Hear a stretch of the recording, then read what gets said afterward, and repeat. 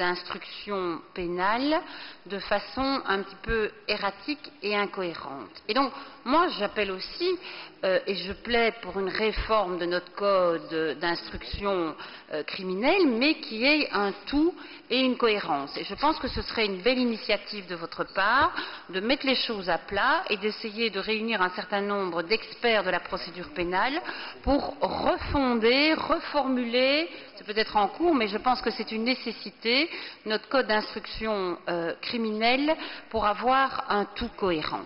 La transaction, elle existait. Son champ d'application, à la fois procéduralement et rationné matériel, était limité.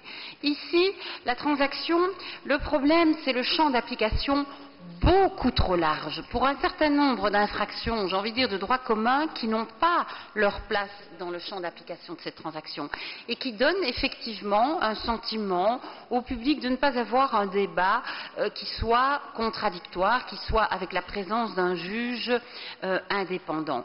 Alors, autant elle peut trouver sa place pour certains types d'infractions, autant pour des infractions de droit commun, je pense à l'association de malfaiteurs, ça n'a pas sa place là-dedans, eh bien, elle donne vraiment l'impression d'une justice de classe. J'essaie de trouver une autre expression, mais c'est celui finalement qui sera le plus nanti, qui aura le droit, qui aura la licence de commettre un délit parce qu'il aura les moyens de payer. Et ça ne va pas et ça choque le public. Merci, Madame de Frénier. L'incident est clos. À l'ordre du jour sont maintenant les deux autres questions, celle de M. Boussetta et de M. Fourny. D'abord, la parole est à M. Boussetta pour sa question à la ministre de la Justice sur la grève des avocats. Merci Madame la Présidente. Madame la Ministre, il semble bien que les tensions avec les avocats, loin de s'apaiser, augmentent. La presse s'est fait l'écho récemment des intentions de ceux-ci de durcir leurs actions de grève et de contestation concernant la problématique de l'aide juridique. Ainsi, si le 4 juin, ils n'obtiennent pas satisfaction, de nouvelles mesures vont être prises, et je cite une déclaration du bâtonnier de Mons qui explicite qu'ils refuseront encore d'assumer les fonctions de juge suppléant, ce qui aurait pour conséquence de paralyser de nombreuses juridictions. Il prévoit également une autre étape importante qui serait l'organisation des élections, au cours desquelles les avocats participent en présidant certains bureaux de vote et des bureaux de dépouillement. Et donc ces fonctions pourraient ne pas être remplies si les avocats n'obtiennent pas de réponse de votre part, disent-ils. Alors manifestement, le dialogue, qui est pourtant bien nécessaire, s'il a existé, s'il existe, s'effrite. Et les contacts que j'ai pu avoir avec certains collègues ici présents indiquent que nous sommes dans une situation de tension et de blocage, ou à tout le moins une dégradation de la communication entre les parties. Alors, à l'occasion de vos réponses aux questions sur la problématique de l'aide juridique ici même, vous indiquiez que des réunions de conciliation et des groupes de travail abordaient avec la profession les difficultés soulevées dans le cadre notamment de la mise en œuvre de la loi Saldus. Alors je cite votre réponse à une interpellation ici même au Sénat. Vous disiez, en tout cas, j'associerai les avocats à ces réflexions ainsi qu'à l'encadrement de l'étude. J'estime qu'il est important, au-delà des revendications, qu'un véritable dialogue se noue. C'est pourquoi une réunion de concertation a actuellement lieu à mon cabinet. Des points sensibles seront examinés à cette occasion, le dossier Saldus, l'aspect budgétaire, la nomenclature des points, etc. Bien. Alors si je reviens avec cette question, c'est précisément pour clarifier l'état de la discussion entre vous et les organisations d'avocats. Alors, je voudrais d'abord vous interpeller pour savoir quelle est votre attitude, quel est votre sentiment par rapport à l'engrenage qui semble se mettre en place dans ce dossier et qui contrarie le fonctionnement normal de la justice. Et je voudrais avoir aussi votre point de vue sur ce qui justifie à vos yeux la volonté des avocats de s'orienter à partir du 4 juin vers un durcissement de ces actions. Quel est l'état de la discussion entre vous? Est-ce qu'il y a de manière plus précise des points sur lesquels cette discussion s'achoppe? Alors, vous avez défini déjà un certain nombre d'objectifs par rapport à votre politique. Je voudrais vous écouter sur les méthodes que vous comptez mettre en œuvre et notamment le calendrier et le type de discussion que vous envisagez avec la profession. Et je vous remercie. Merci, Monsieur Boussetta.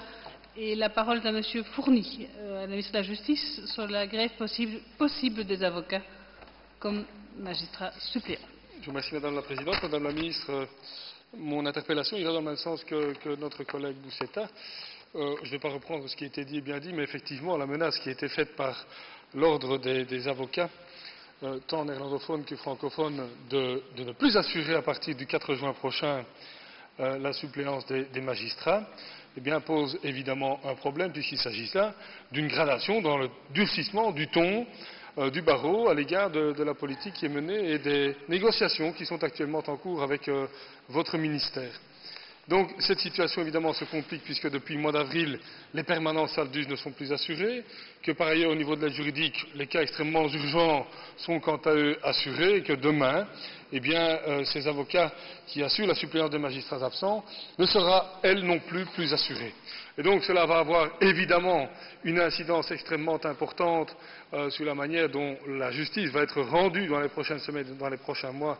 J'aimerais vous entendre à ce propos et savoir comment vous alliez pallier à ces manquements. Par ailleurs, au niveau des négociations menées actuellement avec le barreau, j'aimerais savoir, outre le fait d'annoncer, et ça ne me fait pas rire, Madame la Ministre, ça ne me fait pas rire, ça ne fait pas rire le barreau, et je pense que ce genre d'interpellation mérite un minimum d'attention. Le barreau attend d'autres déclarations que d'éventuelles négociations au niveau de l'ajustement budgétaire qui va intervenir. Le barreau attend aussi d'autres avancées, discussions que de la signature d'un protocole concernant les nomenclatures. Le barreau attend également autre chose, bien évidemment, que l'étude que vous avez commandée au niveau de l'Institut national de criminalistique pour essayer de voir ce qu'il en est au niveau de la répartition des points. Madame la Ministre, il y a une urgence particulière en l'espèce, il y a un problème de dialogue, il y a un problème de concertation, le barreau veut maintenant des résultats. Moi j'aimerais vous entendre sur les perspectives à court terme, avec des échéances, avec une autre réponse que celle que vous pourriez me faire de dire, mais vous savez, l'aide juridique augmente dans ce pays, l'enveloppe est fermée. Madame la Ministre, je vous répondrai tout de go, donc j'attends une autre réponse, que si l'aide juridique a augmenté, c'est parce que les seuils d'accessibilité ont augmenté. Par voie de conséquence, il est clair que la demande également a augmenté et que le point a diminué. J'aimerais vous entendre sur ces questions-là, avoir des réponses précises, rapides, et d'éviter vraiment le blocage total et un non-fonctionnement de notre appareil judiciaire. Merci Monsieur Fourny. La parole est à Madame la Ministre.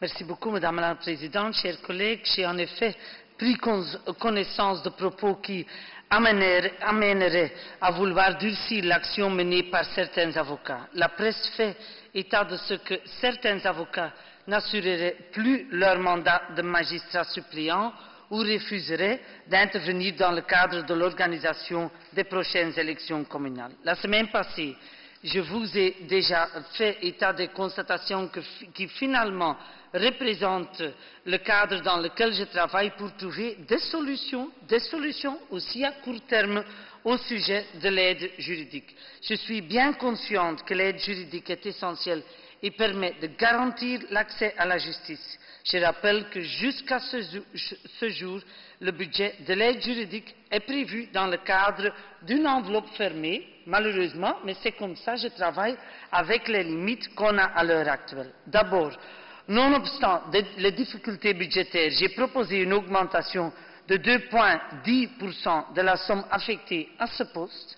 Ensuite, j'ai pris aussi les mesures pour indemniser les interventions des avocats pour les prestations SALDUS qui avaient été réalisées en 2011.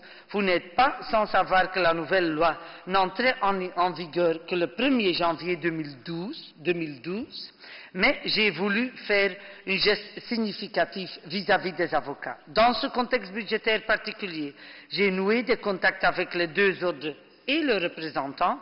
On est en effet en contact permanent avec les ordres. Et en ce qui concerne la valeur du point actuel, je me suis engagé à défendre auprès de mes collègues du gouvernement lors du prochain contrôle budgétaire le maintien de la valeur du point à une valeur de 26,91 €, soit à la valeur accordée il y a de cela 2 années. Il faut en effet ne pas oublier que le budget actuel ne permet de garantir qu'une valeur de points à 24 €. Cette situation résulte du fait que nous sommes confrontés à une augmentation considérable des prestations en aide juridique qui ont presque doublé par rapport à 2004-2005. Oui, mais on peut dire oui, c'est comme ça, mais si on travaille dans une enveloppe fermée, je peux seulement dire que dans 6-7 ans, l'enveloppe est doublée et presque doublée, alors on ne peut pas dire que le gouvernement n'investisse pas dans ce volet. Mais cette mesure, si elle est acceptée par le gouvernement, n'a et n'aura qu'un effet ponctuel. C'est la raison pour laquelle que j'ai indiqué aux deux ordres et à l'ensemble des avocats ma volonté de réformer le financement de l'aide juridique pour lui garantir sa pérennité. Mon engagement et le projet global que je défends a été compris par certains. En effet, l'avocat de l'OVB n'ont pas arrêté les permanences Saldus ni l'intervention dans le cadre de l'aide juridique. Seuls les avocats francophones et germanophones ont pris cette décision qui ne permet pas pour le moment de garantir un accès de la justice pour tous. J'ai poursuivi le dialogue avec les avocats car depuis lors mon cabinet avec le département se sont réunis déjà à plusieurs reprises dans le cadre de ce groupe de travail sur le financement de l'aide juridique.